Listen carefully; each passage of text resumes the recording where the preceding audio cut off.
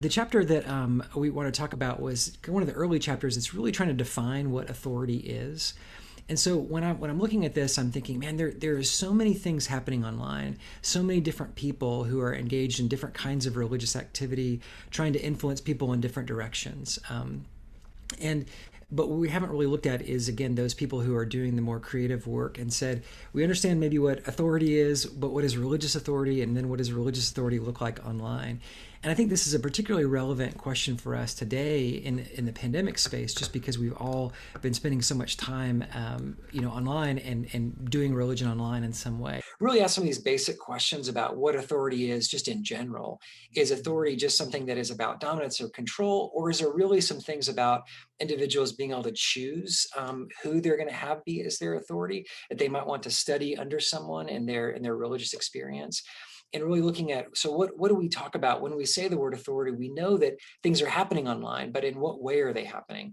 So when we take this general discussion of authority and we start asking it in religious questions, it changes a little bit, and that there's some legitimating force in some way, if that's a religious community, or maybe the idea of a divine authority giving someone a kind of a proxy authority.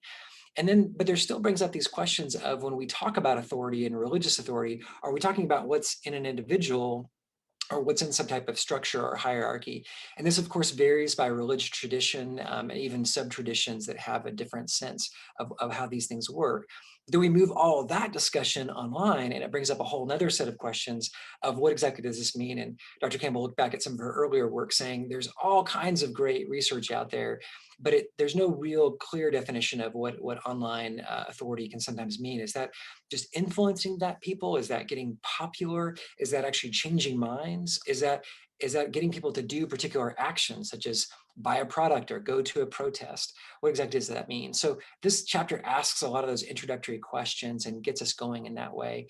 And I love charts and tables. And so as I was reading this, I started wanting to chart out what I was reading. And what I found is that if you get a chance to get a hold of the book, Dr. Campbell actually puts some of this at the back, so it's already there. But this was helpful for me of thinking through these different models of authority that Dr. Campbell walks through. So the first one is Weber's idea of roles, that there's different kinds of authority based on kind of what position someone is in. And so when I think about this, I think of someone who's maybe wearing a uniform in some way, maybe a police officer, or a judge, or an imam, or a bishop, someone who has some official garb, and you know what their position is based on that.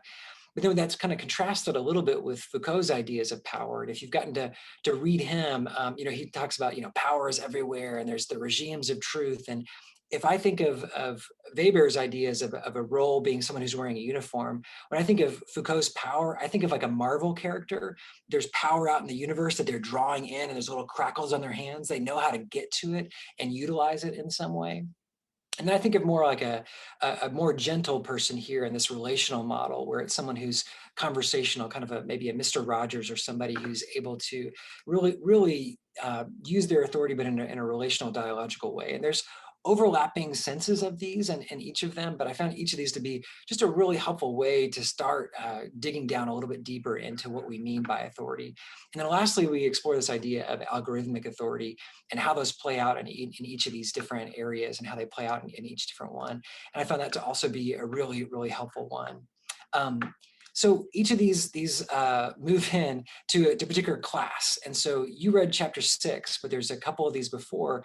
One of these is the digital spokesperson, that they primarily have a role within an organization, and that they're trying to say, whatever that organization's internal authority structures are, how do we move that online? So they're looking at that role base and move it in.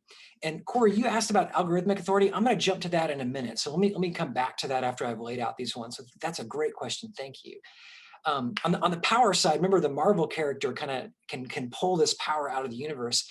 This is someone who already has technical expertise, and they're trying to use it in some way, in some religious capacity. And then on the relational side, this is someone who really sees themselves as a minister and really doesn't start with technical skill, but then moves out into it out of a desire to deepen these relationships. So what I found helpful to me in looking at these four, this is kind of an added John Dyer layer, was to look at what their previous online relationship was to a particular institution. And so the spokesperson and strategists both are insiders in some institutional structure, whereas the entrepreneur is an outsider. And then when I think about their technical skill, I think of the spokesperson and entrepreneurs as people that already had a technical skill. The entrepreneur kind of is self-appointed, whereas the spokesperson is appointed within an organization. But then the strategist is somebody who doesn't start out with a lot of technical skill, but becomes a learner because of who they care about with their people. So this is where this idea of algorithmic authority comes in. An algorithmic authority would be someone who's understanding that, online there's a number of followers and there's ways to sort of game the system to get your video up on YouTube or to get a more popular post on a particular social media platform. By understanding that algorithmic authority, each one of these is using kind of a different motif for it. So the power or the digital entrepreneurs, they kind of fit in this category of influencers, even though they would often be resistant to that label. So they don't want it to be seen as just an influencer just trying to get popular. They actually want to see it themselves as making a difference in some way. Whereas the people who are already inside of an institution, they're valued a little bit more for their existing, not just their technical skill, but because they have some expertise that was recognized by that organization. And then lastly, under that relational category, Dr. Campbell puts digital leaders in here, people who are kind of using their existing kind of pastoral or missionary or whatever their role is and using that out into a technical space. So I just found this to be a really, really helpful way of kind of mapping out some of the different categories of how different digital religious creatives fit in. So what it made me ask was, what are some other areas? There's so many, I think 150 or so different people that Dr. Campbell interviewed and categorized in these different ways. In a kind of post-pandemic world, it made me ask about some other ones. So here are some of the ones I wanted to think about maybe with our group, and I'll kind of end with this one. One of those is in this era, Dr. Campbell does talk about people that do online church, but really everybody had to pivot to online expressions of worship in some way. And so whether this was the technical person having to do a lot more or the sort of more religious person having to learn more technical things, we see this kind of merger of some of the two different categories there and what had to happen. And then if algorithmic authority is primarily about how the individual leverages technology to sort of popularize themselves or their institution's view, there's also in here people who are developers who are actually making algorithms. So I think of someone who might be working on a technology to display a religious text, like say a YouVersion. That person who's a developer has tremendous power over the search algorithm and what appears. So if you search for a word that's not in the Bible, like say, pornography or suicide, depending on what shows up there, that person has a different kind of algorithmic power.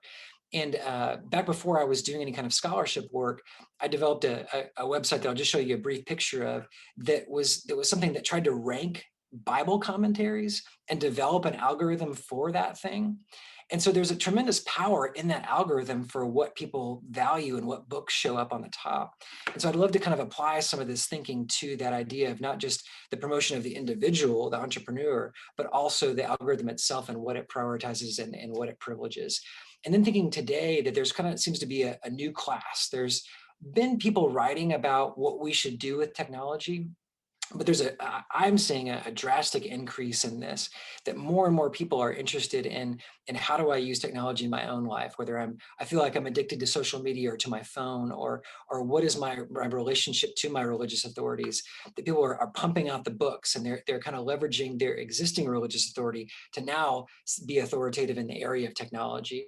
So I'd love to see how these kind of different other categories reflect more upon what Dr. Campbell has laid out. So again, thank you for this book. This was so fun to me to read, and I'm looking forward to having a discussion about it with our group.